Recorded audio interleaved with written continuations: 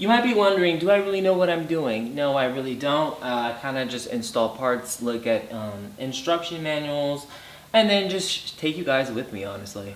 So, we're just gonna break this bolt. I mean, not bolt. Okay, we're not trying to break it, but...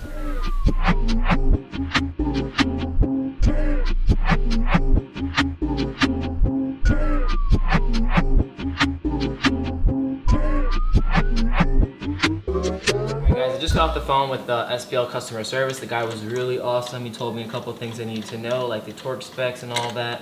And they surprisingly have a guide online that tells you all this stuff. I was looking, couldn't really find anything, so we'll pretty much figure out all the torque specs and all that. I'll double check to make sure I'm torquing everything right. So right now, as you can see, we're just taking off all of these lug nuts that we don't need.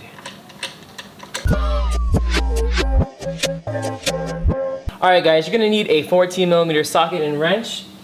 So there's about one bolt here, one bolt right here, and then there's one bolt right here and here. So I'm gonna start off on this side. I think it's a nut and bolt. So we're just gonna loosen it.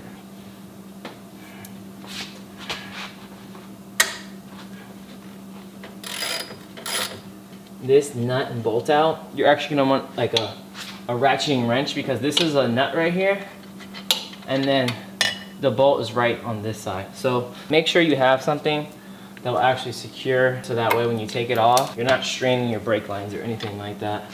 So I'm just gonna kind of wrap this around like this and try to like tie it so that way it doesn't strain any of the lines like I was saying.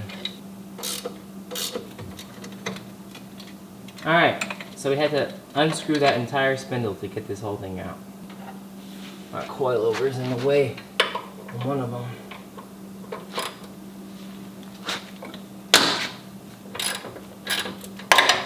Well,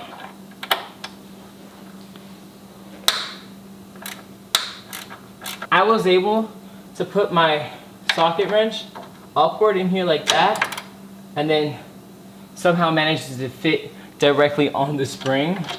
I didn't really mess up the spring too bad. I mean, it has like a tiny little scuff, but other than that, it's fine. Even though I broke this apart, I didn't even realize that this bolt is super long, just like the last one. So there's no way, there's no way I'm gonna get that out. It's halfway in there pretty much. I'm gonna have to take this whole entire coilover off. Alright, so this is a step you're actually supposed to do before you take your upper control arm off. So what you want to do is take off this front brace right here.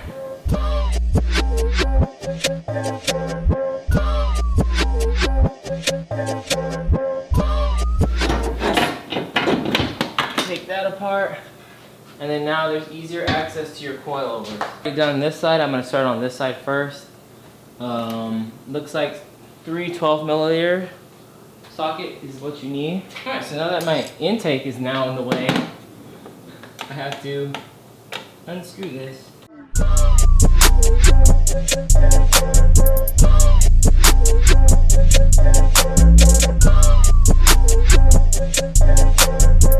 Okay, so now that we've been able to move the coilover, this bolt just comes right out, and so does the upper control arm.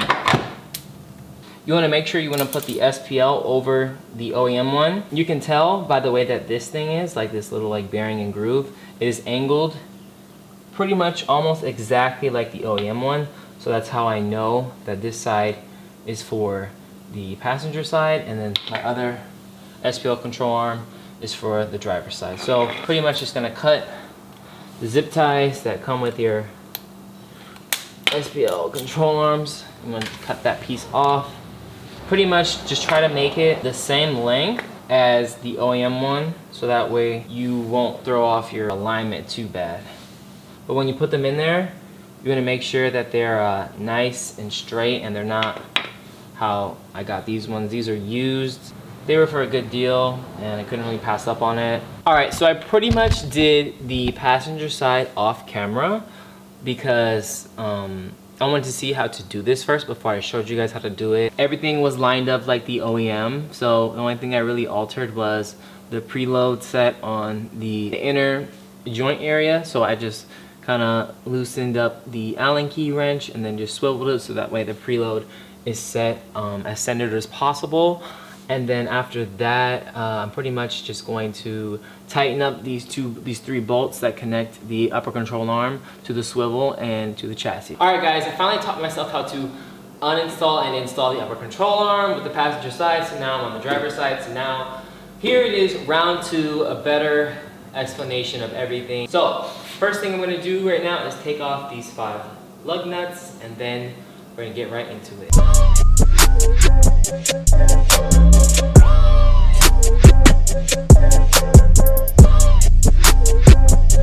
Alright, I'm running into this issue where now the camber arm just does not want to fit. I don't know why it doesn't want to fit, but it doesn't want to fit.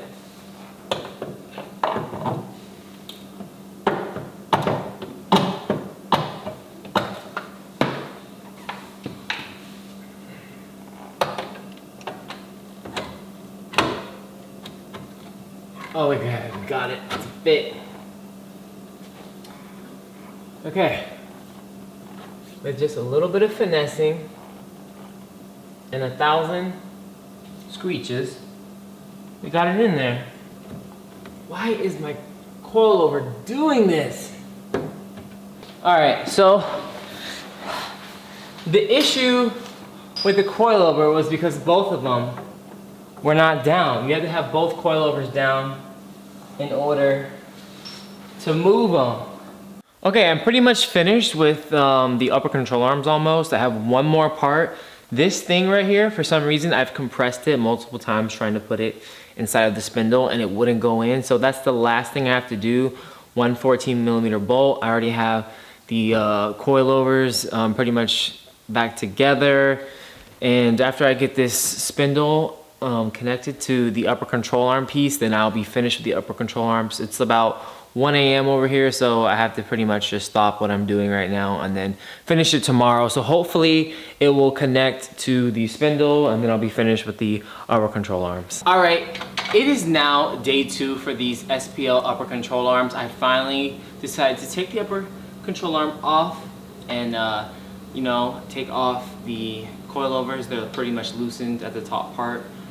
And I've just been using this mallet to bang it in, literally, watch.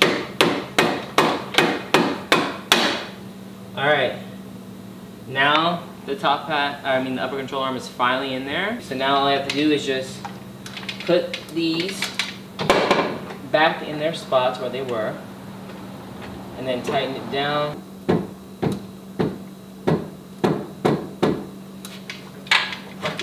Oh my god! Lifting this up just slightly so I can adjust the coilover without pushing both ends out. I just need to move the coilover just a little bit. Alright, so now I just have to move the coilover ever so slightly and just put this screw in the hole. I don't know why this is taking forever to put on, but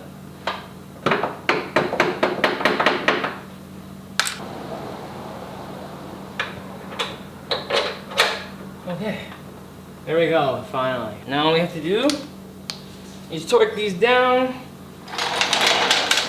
to around like 50, 54, 52 foot-pounds of torque. And then I'll be good to go.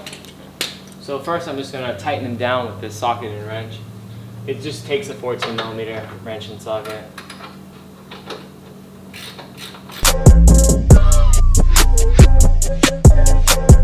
Okay, so now that we've finally tightened down that side, we're gonna finally torque it down. This says inch-pounds. I got it to around 640 inch-pounds, so that's about 52 foot-pounds of torque. Around there. I'm not sure if it's exact, but that's what I'm reading. Alright, let's tighten down the other side now with this regular wrench and socket.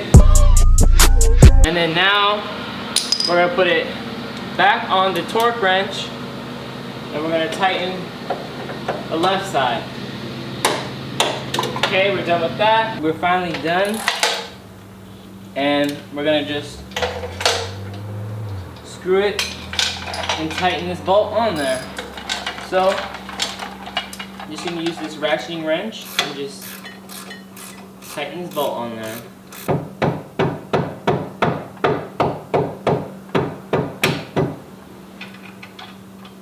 And just screw this on there.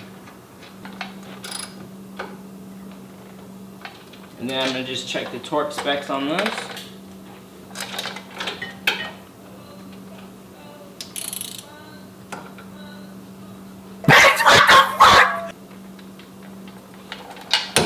Alright, torque is good.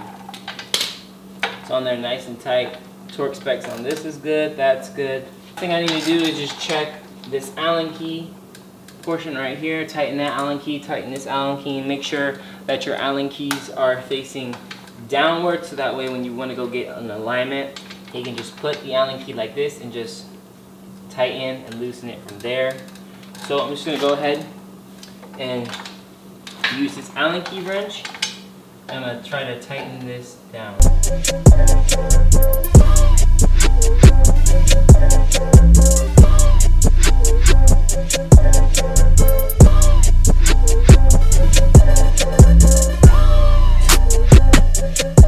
Also, it took me about a day and a half, honestly. I just had to figure out how to put the camber arm onto the driver's side. For some reason I was having issues with attaching the camber arm to the spindle, but all I had to really do was take the camber arm off of the car and then kind of just like hammer it down onto the spindle. Other than that, it wasn't that hard. The first day I was literally, it was me right after school and stuff, so I had to pretty much get the car done as fast as possible because I had to wake up early as crap in the morning. So that's why it really took me so long, because I was tired and I really didn't know like what to do. Once I get too sleepy or whatever, I just start doing dumb things. Anyways, all right, so that's pretty much gonna wrap it up for the video almost. I'm gonna take this car for a ride to see how bad the alignment is, and I'll just bring you guys with me.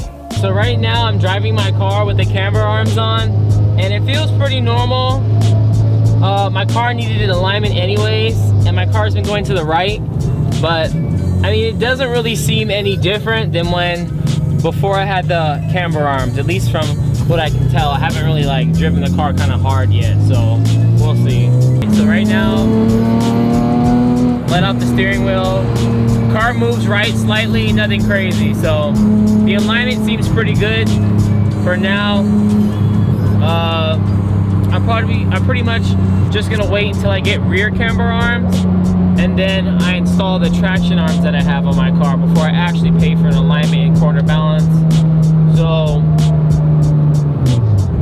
my alignment's really not that bad. It pretty much feels like how it did before I put the camber arms in. Just goes to the right a little bit slightly. Before I end up the video, I want to give you guys a quick summary of how I felt about the SPL upper control arms and how hard the install was. So out of 10, I would give this install a 6, because if you have never done this before, that's about how hard it is. Or if you've never worked on a 370Z before, that's about how hard I think it is. Honestly, I think anybody could install upper control arms themselves. This is my first time ever actually doing it. I've installed sway bars before, and I've helped a little bit with coilover, so I already understand the suspension geometry of this car, so that's why I went ahead and did it myself. Also wanted to share with you guys my experience installing the SPL upper control arms. It really isn't that hard. All you have to really do is just loosen up your struts or your coilovers, like pretty much just unscrew them, take off that front brace from your 370Z, and then just take off the 3 bolts that connect the upper control arm to the car, which is on the spindle and then like on the actual car frame itself. So I mean, it's really like maybe like 10 bolts really to take off your car. I mean, there's probably more than that. You can probably put in the comments below, but anyways, so I just want to thank you guys for watching. Please comment, subscribe, and remember, let's turn our dreams into reality.